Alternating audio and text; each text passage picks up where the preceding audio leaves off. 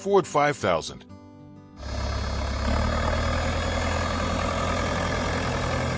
Manufactured by the Ford Motor Company at its Basildon, England, plant and distributed across the United States from 1965 to 1976. When it first came out, it cost about $5,500 at a time when the average farming family earned that much a year. But many people still invested because the Ford 5000 was no Playboy machine. It worked. Today, a used Ford 5000 can fetch anywhere from $4,000 to $8,000, depending on condition, hours, and maintenance history. The Ford 5000 was a hit in states like Missouri, Kentucky, and Tennessee, where large, uneven fields were needed. A machine that was both powerful and versatile. What made the Ford 5000 so popular was its strong pulling power, durability, ease of repair, and ability to operate a variety of farm equipment, from plowing and pulling trailers to running water pumps and grinding corn. I remember Mr. Ray across the eucalyptus trees. His sun-bleached blue Ford 5000 still drove every harvest season. He once said, "I drive it like I drive my own youth. Not in a hurry, but surely."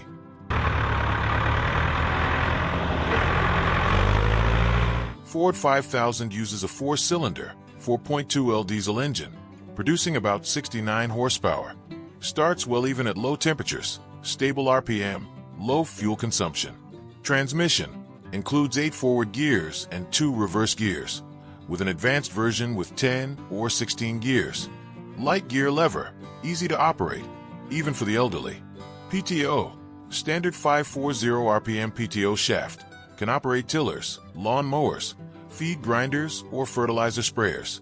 Weight, about 6,000 pounds, sturdy frame, large rear wheels grip well, small front wheels, making the machine easy to turn when working near fences or barns. Maintenance, simple design, common spare parts, easy to change oil filter, belt, spark plug. Yes, can be repaired with basic tools in the shed.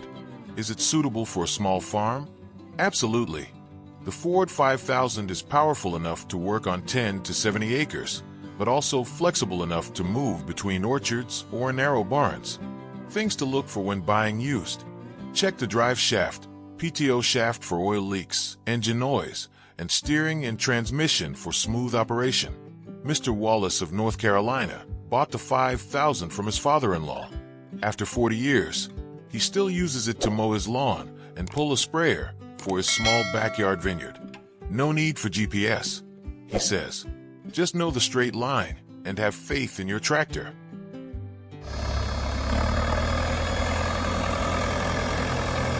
The Ford 5000 is not the prettiest, nor the most powerful, but it may be one of the most loyal and reliable machines ever to roll on American soil. It's the sound of my father taking me out to the fields, putting me in the cracked leather seat, putting his hands on the wheel and saying, "Just drive. It won't scare you." And it's true. The Ford 5000 not only plowed the land, but also planted memories in people's hearts that time cannot erase. If you've ever driven a Ford 5000, or witnessed your father, uncle, grandfather driving it in the fields, please leave your story in the comment section. International 574.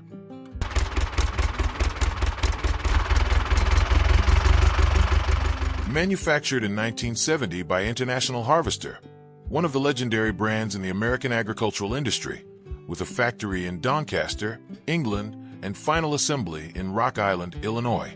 At the time of its launch, this machine sold for about $6,000, equivalent to nearly a year and a half of income for a typical farmer. But those who bought it knew this was not an expense, but an investment for a decade of peace of mind. Today, a used International 574 can cost anywhere from $4,500 to $9,000, depending on condition, accessories, and operating history. The 574 became extremely popular in the Midwest, where the soil was red, the fields were wide open, and the family farm needed a machine that was both powerful and easy to repair. Dairy farmers in Ohio, corn farmers in Indiana, and grass farmers in Kentucky all relied on it. The International 574 is famous for strong machine, easy to drive, few breakdowns, simple structure, can be repaired at home. Multi-purpose, suitable for many jobs. I still remember my old friend Harold in Missouri. Every morning driving his moss green 574 around the garden. He once said, "I don't know how to play the guitar, but the sound of it is smoother than any music I have ever heard."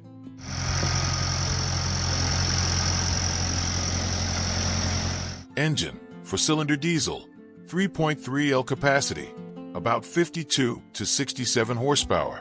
The machine starts quickly, has little vibration, and works well even in cold winters.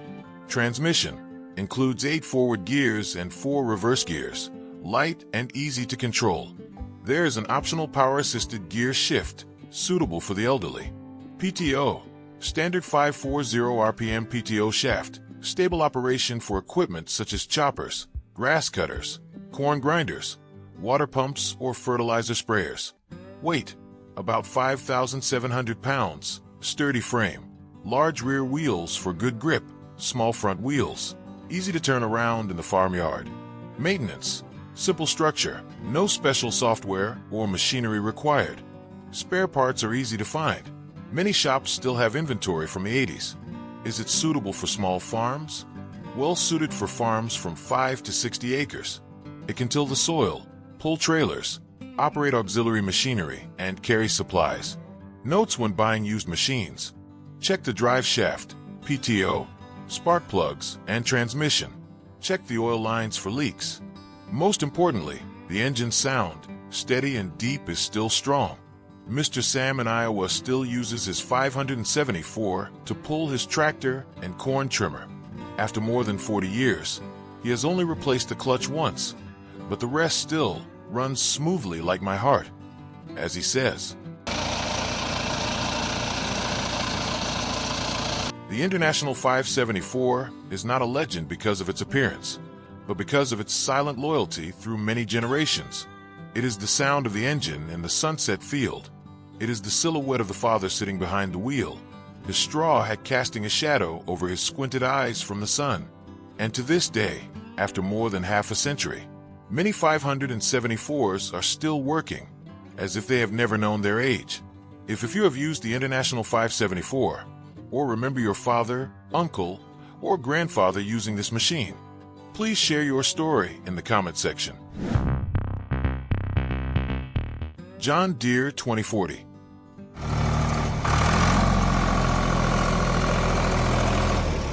Born in 1976, manufactured by John Deere, a name synonymous with the trust of American farmers. The machine was assembled primarily in Mannheim, Germany, and distributed throughout the North American market from 1976 to 1982. At that time, the starting price was about $8,000, or nearly a year and a half of the average income of a corn or dairy farming family. A big investment, but worth every penny. Today, if you can find a 2040 in good working condition, the market price ranges from $4,500 to $9,000, depending on the operating hours and level of maintenance. The John Deere 2040 was especially popular in Ohio, Indiana, and Wisconsin, where the land was large but the terrain was not too rough, and a compact but versatile machine was needed. Its strengths are durability, ease of repair, fuel economy, and extreme friendliness to the elderly. No electronics, no software, just clean oil and a practiced hand. My old neighbor in Iowa, Bill, has been using the 2040 for over 30 years. He often says, "My son has changed 3 tractors. I still only need one.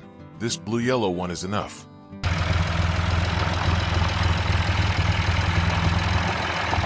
Engine, 3-cylinder diesel, 3.6 L capacity, about 45 horsepower.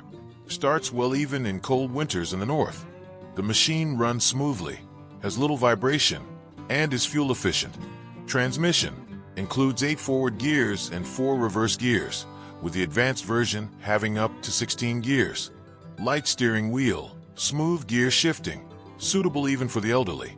PTO, standard 540 RPM rear PTO shaft, enough traction for lawn mowers, water pumps, brand grinders, or fertilizer sprayers. Weight, about 4,800 pounds. Large rear wheels for good grip, small front wheels, easy to turn around in narrow areas. Maintenance, simple mechanical structure, no cumbersome electronics. Oil filter, spark plug, belt are all easy to replace. Spare parts are available at most John Deere dealers. Very suitable. The machine is strong enough to plow 2 blades, pull trailers, operate livestock equipment, or grow vegetables on a scale of 5 to 50 acres.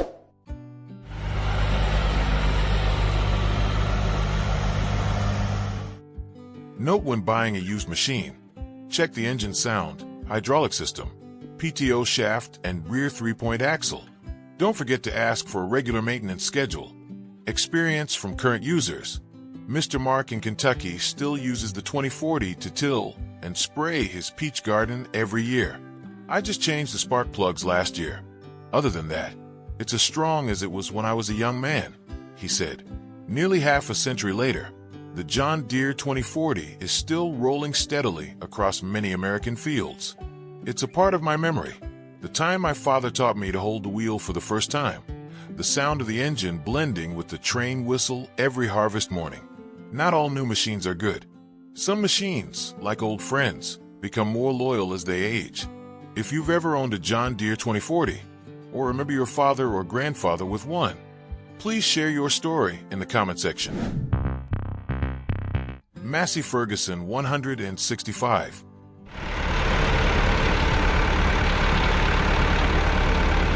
A machine that was born in 1964 and is a product of Massey Ferguson, headquartered in Canada. But the 165 was assembled primarily at factories in Detroit, Michigan, and Coventry, England, serving the North American market throughout the 1960s and 1970s. The initial retail price was around $5,200 to $5,800, which was nearly a year's income for a farming family at the time. For American farmers, it was a long-term investment, and they were right. Today, a good 165 can sell for anywhere from $4,000 to $7,500, depending on the number of hours, engine condition, and accessories.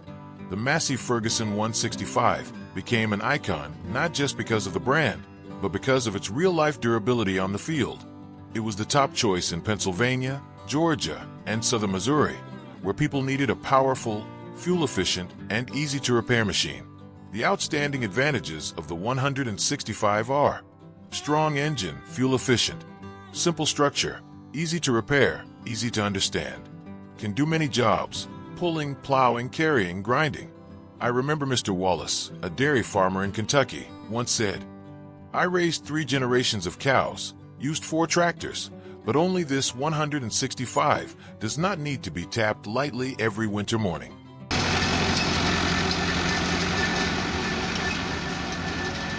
Engine. Massey Ferguson 165 has a gasoline or diesel version. For cylinder diesel, 2.9 L capacity, about 58 horsepower. The machine runs smoothly, accelerates, is easy to start, and consumes little oil. Gearbox includes 6 forward gears and 2 reverse gears, with the extended version having up to 12 gears. Large steering wheel, light clutch, easy to operate even for the elderly. PTO. The PTO shaft runs at 540 RPM, enough force to pull water pumps, grass cutters, grinders, and row trimmers. Weight, about 5,500 pounds, solid frame, large rear wheels, good traction, very stable when carrying heavy loads or plowing wet soil. Maintenance, oil filter, spark plugs, fuel tank, belts are all easily accessible. Parts can still be found at many used dealers, or ordered through farm equipment trading sites. Is it suitable for small farms? It is a perfect fit. The Massey Ferguson 165 is the perfect combination of power and versatility. Farms from 5 to 70 acres can take advantage of its pulling, operating equipment, and hauling capabilities. Things to note when buying used. Check for engine noise, oil leaks, PTO shaft, and clutch capability. Prefer a machine with good hydraulics and no steering wheel play. John in Texas bought the 165 from his father-in-law and has had it for more than 20 years. He said, "It is not pretty, but it works like a silent soldier. No demands, no complaints annoying."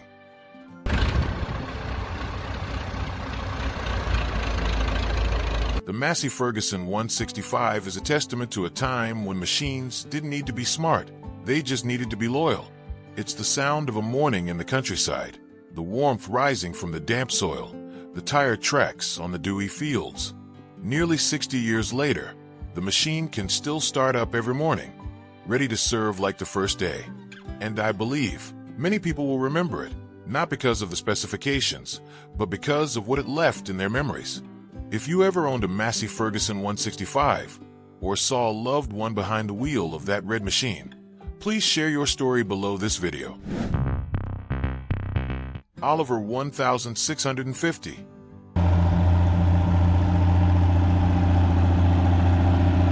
The Oliver 1650 was manufactured by Oliver Corporation in Charles City, Iowa, the heart of the American agricultural industry in the 1960s. Introduced in 1964 and ending production in 1969, the Oliver 1650 was part of the 50s line, designed for farmers who needed real power but didn't want to sacrifice durability. The initial price of this machine was around $6,000, a huge sum for farmers at the time, equivalent to about a year's income. But many people still bought it because they weren't buying the machine, they were buying peace of mind. Today, if you find an Oliver 1650 in good working condition, the resale value typically ranges from $4,500 to $8,000, depending on the hours, maintenance, and originality. The Oliver 1650 was most popular in Ohio, Illinois, and eastern Iowa, where the soil was fertile, the crops were continuous, and farmers needed a machine that could do it all without fuss. The Oliver 1650's outstanding advantages were extremely sturdy frame, durable operation, easy to repair, no need for modern technology, fuel-efficient but powerful diesel engine. I remember Mr. Amos, a close friend of my father in Iowa, used the 1650 for more than 35 years. He once said, "I only change the oil, change the tires, the rest is taken care of by itself."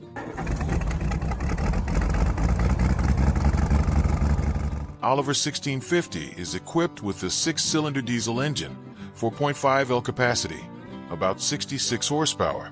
The machine starts stably, has little vibration, runs smoothly like the sound of a ceiling fan on a quiet night. Transmission includes 6 forward gears and 2 reverse gears, with a hydropower option that allows shifting gears without stopping the machine, suitable for the elderly who are not used to quick operations. PTO, standard 540 RPM PTO shaft, works well for choppers, grinders, sprayers, water pumps, most common equipment of small and medium farms. Weight, about 6,200 pounds, large rear wheels, small front wheels, helps grip the ground well and makes it easy to turn when working near fences or gardens. Maintenance, simple mechanical design, easy to access. Oil filter, hydraulic system, fuse plugs are easy to replace at home. Parts are still available from the Oliver collector and repair community. Is it suitable for small farms? Yes, it is. The Oliver 1650 does everything from plowing, hauling supplies, and running livestock equipment. Ideal for farms from 10 to 60 acres. Things to look for when buying used. Check that the PTO shaft, hydraulic system, and transmission are still running smoothly. Prioritize a machine that does not leak oil and still has the original paint on the frame. Bill in Minnesota still uses his father's old 1650 to haul corn, run a hay baler, and pull a trailer for his orchard. It's not new, but every time I get in, I see my dad in it.